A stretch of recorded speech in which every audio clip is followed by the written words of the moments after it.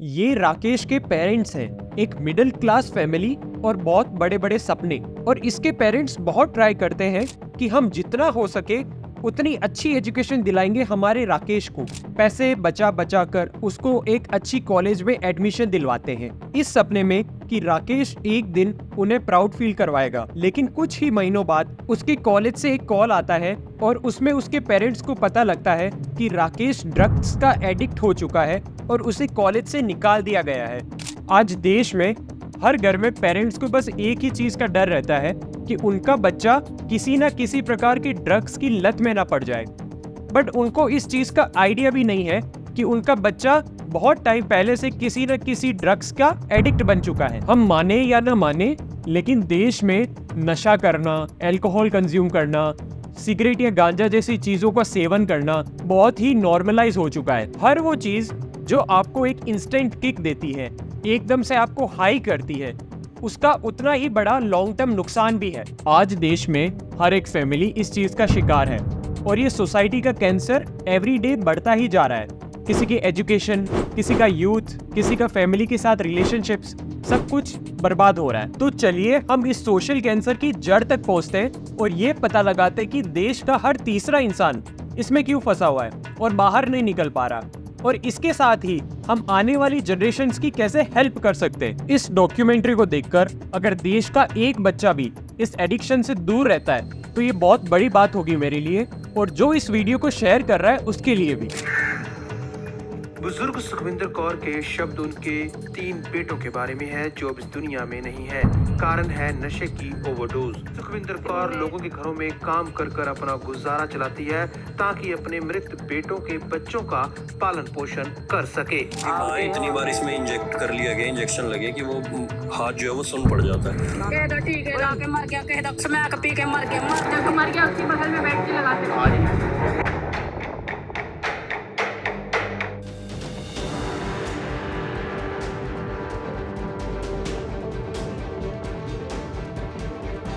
आज देश में हर तीसरा युवा किसी न किसी ड्रग का एडिक्ट बन चुका है और ये हर साल बढ़ता ही जा रहा है। पिछले 8 सालों में ड्रग्स का यूज 70% से बढ़ा है। इसका मतलब ये है कि हर 9 से 10 साल में ये नंबर डबल हो रहा है, और इसमें 13% तो बच्चे हैं जिसकी उम्र 20 साल से कम है। और आप शॉक हो जाओगे ये चीज सुन के कि 1.5 करोड़ एडिक्ट्स की जो एज है वो 10 से 17 साल के बीच में आती है। और इन सब चीजों का सोर्सेज का जो लिंक है वो आपको डिस्क्रिप्शन में मिल जाएगा, आप खुद जाके चेक कर सकते हो।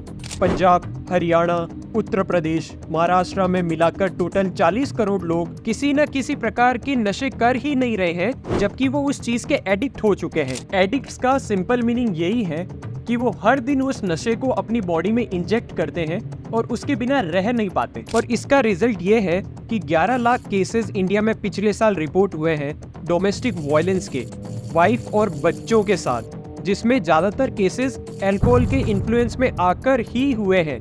एक इंसान का ब्रेन 25 साल तक डेवलप होता है और उस एज में अगर ड्रग यूज करे तो उस ब्रेन का जो मेन हिस्सा है जिसको हम प्री फ्रंटल कॉर्टेक्स कहते हैं वो डेवलप नहीं हो पाता। और उसी वजह से आप देखोगे कि जो ड्रग एडिक्ट्स होते हैं उनको रिस्की चीजें करने में बड़ा मजा आता है, जैसे कि रैश ड्राइविंग, और उनको देखकर हमें लगता है कि वो बहुत ज्यादा कूल है। और इसी चीज को देखकर ज्यादा से ज्यादा लोग नशे करने लग जाते हैं। उनको लगता है कि वो बहादुर बन जाएंगे, जबकि उनका ब्रेन अंडर डेवलप रह जाता है।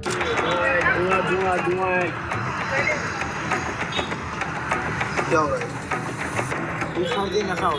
मछली की तरफ ऐसा तड़पता था मैं। तो मतलब दारू के बगैर आप जी नहीं सकते? जी नहीं सकते, बिल्कुल 1 मिनट भी दारू के बगैर लास्ट डे ऐसा।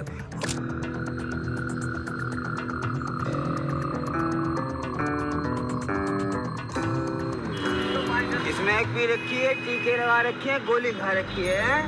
I used to be a very intelligent boy when I was in 6th, 7th grade. After that, the fall began. और पिछले साल भर से स्मैक की चपेट में है। अच्छा, घर वाले क्या कहते हैं जो तुम घर वाले बोलता छोड़ दे। अब हम पता लगाते हैं कि क्या होता है उस 10 से 15 साल की एज में कि हर तीसरा बच्चा इस चीज का शिकार है। इसका सबसे बड़ा रीजन है वो है पीयर प्रेशर। हर टीनेजर को ऐसे लगता है कि जो उसके दोस्त कर रहे हैं उससे भी वो ही करना चाहिए, ताकि उसके फ्रेंड सर्कल में वो फिट हो सके, और उसी के चक्कर में वो उन चीजों का एडिक्ट बन जाता है। आज अगर आप किसी पार्टी में जाते हो और वहाँ पे आप अल्कोहल कंज्यूम ना करो तो आप कूल नहीं हो, आप रूड हो। अगर आप किसी के सेलिब्रेशन में जाते हो, वहाँ पे अल्कोहल कंज्यूम ना करो तो भी तुम कूल नहीं हो। अगर आप अपने फ्रेंड्स के साथ मार्केट पे शाम में जाते हो और अपने मुंह से धुएं ना उड़ाओ तो आप कूल नहीं हो। कोई स्टूडेंट जैसे ही कॉलेज में एंटर होता है उसे ये बोला जाता है कि पढ़ाई में स्ट्रेस हैंडल करने के लिए और ज़्यादा फोकस करने के लिए तुम्हें सिगरेट और वीड जैसी चीज़ें यूज़ लेनी चाहिए। और एक नया घर से निकला हुआ बच्चा उन चीज़ों को मान लेता है। जैसे ही कोई इन चीज़ों का एडिक्ट बनता है उसकी मेंटली और फिजिकली बहुत से चेंजेस आने लगते हैं। आप उसकी शक्ल पे बता सकते हो ये चीज़। अक्सर उनके फ्रेंड्स बदल जाते हैं, उनका रूटीन बदल जाता है, वो अकेले बैठे रहते हैं और जो उनकी फेवरेट चीजें हुआ करती थी अब वो नहीं रहती। बहुत जल्दी उनका मूड बदलता है, किसी चीज पे कंसंट्रेट नहीं कर पाना, जल्दी से खुश हो जाना, जल्दी से मूड ऑफ हो जाना, बहुत ज़्यादा टायर्ड अप रहना। मेजरली जो लोग इन नशों के एडिक्ट्स बनते हैं उनकी एज 10 से 25 साल के बीच में होती है। इसके कुछ सॉल्यूशंस भी हैं। अगर हम उन सॉल्यूशंस पे काम करें तो हो सकता है कि हम बहुत लोगों को इस एडिक्शन में जाने ही ना दें, और जो चले गए हैं उनको टाइम रहते निकाल पाए। शुरू बस अनजाने में हो गया था, किसी ने डेलिबरेटली धीरे धीरे करके सिगरेट में पिलाना शुरू कर दिया। वो फिर पीरियड इतना ज़्यादा हो गया कि वो ब्लड में मिक्स हो गया, मुझे उसकी ज़रूरत पड़ने लगी। उसके बाद खुद पीने लगे। तो अंदर से ना ऐसा लगता है जैसे कोई दुनिया में खो गया, ऐसा गर्माहट आ जाती है ऐसे शरीर में, जैसे कोई कपड़े उपड़े खोल के अपने फेंकने लग जाते जल्दी।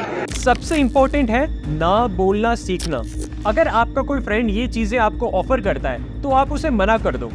अगर वो तब भी ना माने, आपसे ट्राई करता रहे कि भाई ये चीज़ तो नॉर्मल है, ये चीज़ बहुत नेचुरल है, तेरे पढ़ाई में काम आएगी, तो समझ लो वो सिर्फ अपना गिल्ट मिटाना चाहता है और वो ये चाहता है कि फ्यूचर में उसको एक साथी मिल जाए जो ये चीजें उसके साथ हमेशा करे। हर जगह ये भी जरूरी नहीं है कि आप कूल दिखो, और ये भी समझ लो कि ये कूल दिखने की बात भी नहीं है। इस चीज में क्या कूलनेस है कि आपकी एक एडिक्शन के पीछे आपका पूरा परिवार, आपका पूरा करियर, आपकी पूरी सोशल लाइफ ही बर्बाद हो जाए। फिटनेस पे ध्यान दो, जिम जाओ, अच्छा खाना खाओ, बुक्स पढ़ो और ऐसी पर्सनैलिटी बना लो कि कोई आपसे पूछ ही ना पाए ये सब चीजें ट्राई करने का।